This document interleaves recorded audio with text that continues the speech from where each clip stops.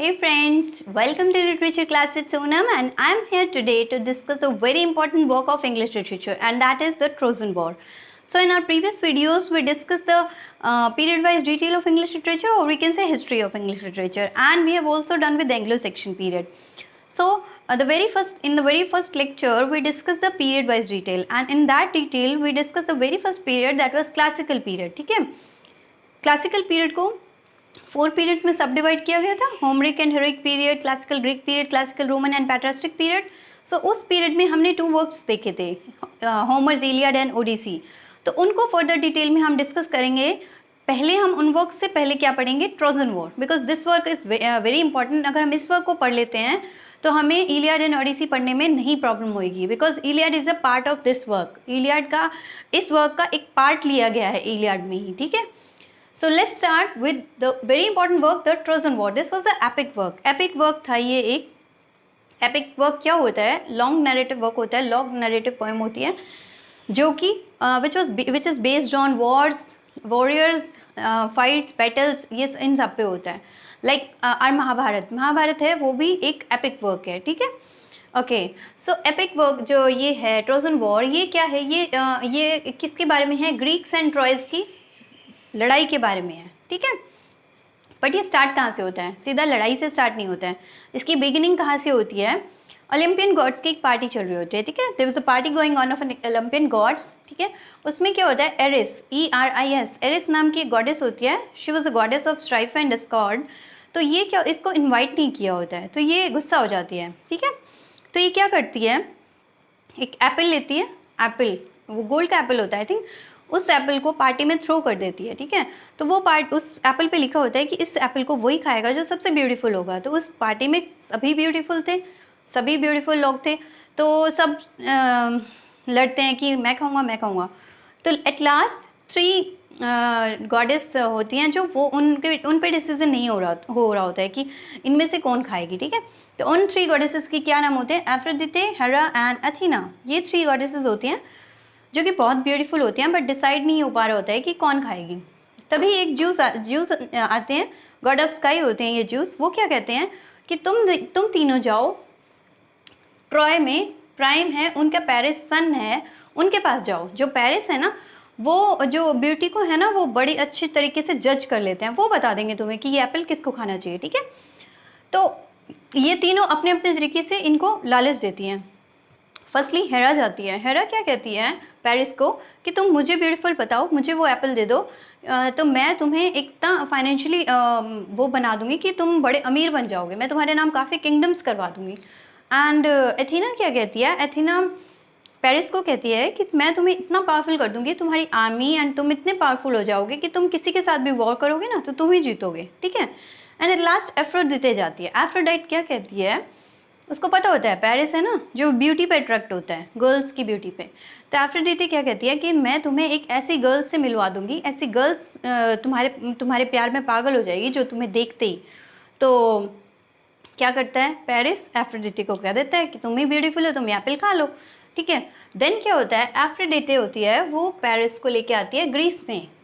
ठीक है, ग्रीस में सबसे ब्यूटीफुल गर्ल होती है हेलेन नाम की गर्ल होती है, वो बहुत ज़्यादा ब्यूटीफुल होती है. ठीक है, तो हेलेन का जो हस्बैंड होता है, ये मैरिड होती है, इसका हस्बैंड होता है मेलेनस, MELENAUS, मेलेनस होता है इसका हस्बैंड.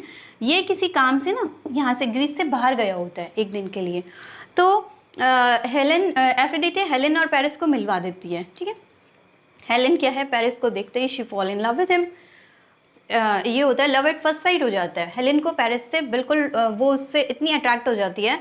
ये पेरिस क्या करता है, हेलेन को अपने ट्रॉय में लेके आ जाता है बिना किसी को बताए. नेक्स्ट डे मेलेनस आता है ग्रीस में, उसको पता लगता है कि भी मेरी वाइफ को वो ले गया है अपने सिटी में, अपने किंगडम में.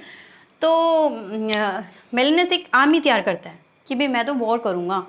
ठीक है, देन मेलेनस एजीमेमनन होता है, ये मेलेनस का ब्रदर होता है. ये भी कहता है कि मैं भी तुम्हारे साथ चलूँगा. देन ये एक आर्मी तैयार करते हैं. ठीक है, आर्मी तैयार करते हैं.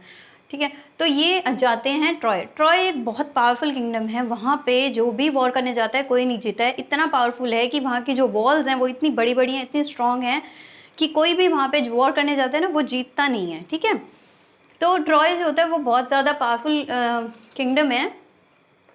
तो ये ग्रीक्स वहाँ जाते हैं और चाहे उनसे नहीं होता है, वो नहीं दीवारें उनसे क्रॉस हो पाती हैं, तो वो क्या करते हैं, वहीं पे ही एक कैंप बना लेते हैं अपना, वहाँ पे ही टेंट लगा लेते हैं और वहीं पे रहने लग जाते हैं दीवार के इस साइड। ठीक है, तो क्या होता है, ये वहाँ पे रहने लग जाते हैं, काफ़ी साल रहते हैं वहाँ पे। ये जो ट्रोजन वॉर था 10 ईयर्स का चला था, 10 ईयर्स लंबा वॉर था ये। ठीक है, तो ये वहाँ पे कई साल तक रह रहे होते हैं। ये वहाँ पे ये सब वहाँ पे छोटी मोटी चोरियाँ भी करते हैं, छोटे ये मतलब लेडीज़ को, वहाँ की गर्ल्स को, जो ये ट्रॉयज़ के आसपास की जगह थे ना, जो आसपास के राज्य थे, वहाँ से गर्ल्स को उठा के ले आते हैं। ठीक है, जो ब्यूटीफुल गर्ल्स होती हैं वो ले आते हैं। तो क्या होता है, ये वहाँ पे ना एक प्रीस्ट होता है, यहाँ पे ट्रॉय में प्रीस्ट होता है एक, इसका नाम होता है क्राइसिस। उसकी डॉटर को उठा लाते हैं ये ग्रीक्स।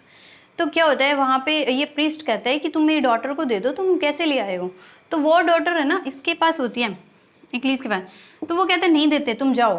तो वो प्रीस्ट क्या करता है, अपोलो गॉड से प्रे करता है कि इनको इतना पनिश करो कि ये मेरी डॉटर को ले आए हैं। ठीक है, तो वहाँ पे प्लेग फैल जाती है। यहाँ पे इनके जो ये टेंट लगा के रह रहे होते हैं ना कैंप में, यहाँ पे प्लेग फैल जाती है।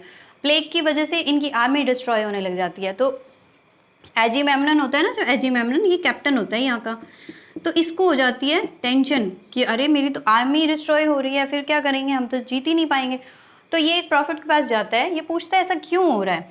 तो वो इसको बताता है कि एक प्रीस्ट की डॉटर को तुमने रखा हुआ है अपने पास, जिसकी वजह से उसने प्रे की अपोलो गॉड से, जिसकी वजह से तुम्हारे यहाँ पे प्लेग फैल गई है। ठीक है, तो वो जो डॉटर होती है वो एक्लीस के पास होती है। एजीमेमनन होता है ना, वो एक्लीस को कहता है कि प्लीज़ वो लड़की है ना वो इसको वापस कर दो। वो एक्लीस कहता है मैं नहीं करता।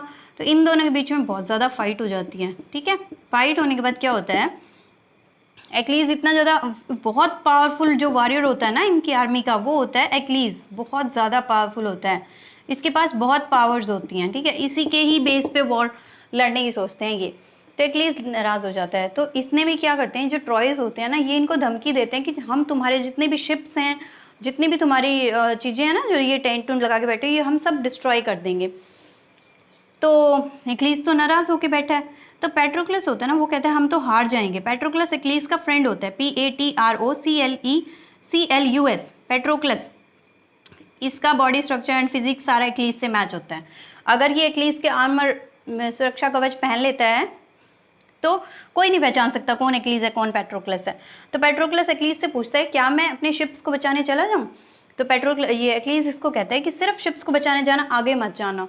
तो ये चला जाता है, शिप्स को बचा लेता है ये पेट्रोक्लस। फिर क्या होता है, ये पेट्रोक्लस है ना ट्रॉयस के गेट पे चला जाता है। हेक्टर होता है जो पेरिस का ब्रदर होता है, जो ये है ना पेट्रोक्लस को मार देता है। देन क्या होता है, पेट्रोक्लस मर जाता है। एक्लीस को पता लगता है, एक्लीस इतना गुस्सा होता है कि एक्लीस इनके ट्रॉय में जाके हेक्टर इनकी आर्मी को भी डिस्ट्रॉय करता है और हेक्टर को मार देता है। हेक्टर मरता है, उसको इतना ब्रूटली, इतना गुस्सा आता है हेक्टर पे कि वो उसको डेड बॉडी को भी बांध के अपने कैंप में ले जाके घुमाता है सारे रास्तों पर, ताकि लोग देखें कि इसने मेरे दोस्त को मारा है। एक्लीस कहता है कि इसने मेरे दोस्त को मारा है, मैं इसको बिल्कुल बहुत ब्रूटली मारूंगा। तो क्या होता है, हेक्टर का फादर आ जाता है एक्लीस के पास, प्राइम। वो कहता है कि प्लीज़ मर्सी वर्ड बोलता है उसको वो, मर्सी। तो मर्सी मतलब दया करो और इसकी बॉडी हमें दे दो। तो ये उसकी बॉडी, पेट्रोक्लस की बॉडी, एक्लीस हेक्टर की बॉडी प्राइम को दे देते हैं। ठीक है, और एक्लीस उनको कहते हैं कि अब हम 10-12 दिन तक तुम्हारे साथ कोई वॉर नहीं करेंगे जब तक तुम इसका क्रमेशन नहीं कर देते हो। ठीक है, ओके। देन क्या होता है, ये हो जाता है। देन एक्लीस होता है ना जो, उसको पेरिस और हेक्टर की एक सिस्टर होती है पॉलिक्सेना, इससे लव हो जाता है। ठीक है, तो ये इसके साथ मंदिर में शादी करने चला जाता है। पेरिस को पता लग जाता है। ठीक है, तो पेरिस क्या करता है, एक्लीस के फुट की हील्स होती हैं, जो हील्स हमारी, उस पर निशाना मारता है और तीर मारता है, जिससे कि एक्लीस मर जाता है। ठीक है, अब आप सोच रहे होंगे कि फुट पे तीर मारने से वो कैसे मरा। तो एक स्टोरी है, छोटी सी स्टोरी है एक्लीस बचपन में एक्लीस की मदर ने, एक रिवर थी उस टाइम में, या तो जैसे एक ऐसी रिवर थी कि उसमें जो भी नहाता था या वो होता था, डुबकियाँ लेता था, वो अमर हो जाता था। ठीक है, तो और एक्लीज़ की मदर ने उसको हील से पकड़ के पानी में डिप किया था 2-3 बार, ठीक है। तो जिसकी वजह से एक्लीज़ की फुल बॉडी अमर हो गई थी, उसको कोई नहीं मार सकता था, उसके कुछ भी गोली लगे या तीर लगे कुछ नहीं उसको फ़र्क पड़ने वाला था। लेकिन उसकी जो हील थी वो उसकी मदर की हैंड में थी, उसकी हील पे जैसे ही वो तीर लगा वो मर गया, ठीक है। सो एक्लीज़ मर जाता है, ठीक है। तो बच जाते हैं मेलेनस, एजीमेम्नन, यूलिसेस एंड एजक्स, ये बच जाते हैं। तो ये क्या करते हैं कि हम एक वो प्लानिंग बनाते हैं कि एक ये बड़ा सा घोड़ा, इतना बड़ा हॉर्स तैयार करते हैं लकड़ी का नकली, कि जिसमें भी आधी आर्मी इनकी बैठ जाती है, ग्रीक्स की आधी आर्मी इनमें चली जाती है, अंदर बैठ जाती है, जिसमें कि यूलिसेस भी होता है। आधी आर्मी छुप जाती है कहीं पे जाके, आधी आर्मी बैठ जाती है इसमें, और ट्रॉयस के गेट पे खड़ा कर देते हैं वो हॉर्स। तो वो ट्रॉयस सोचते हैं कि ये क्या है, कोई साजिश होगी, कुछ होगा। तो क्या होता है, ये ट्रॉयस उस घोड़े को जलाते नहीं हैं। पहले तो सोचते हैं कि जला दें, बट वो सोचते हैं कि हमारे वॉर्ड्स में हमारे साथ होते हैं तो हम इन्हें नहीं जला सकते। अंदर ले जाते हैं अपने गेट से, ठीक है। तो गेट से अंदर ले जाके वो यूलिसेस अंदर बैठे बैठे, और उनके आर्मी ये वेट करती है कि कब रात को सो जाएं और हम इन पे अटैक करें।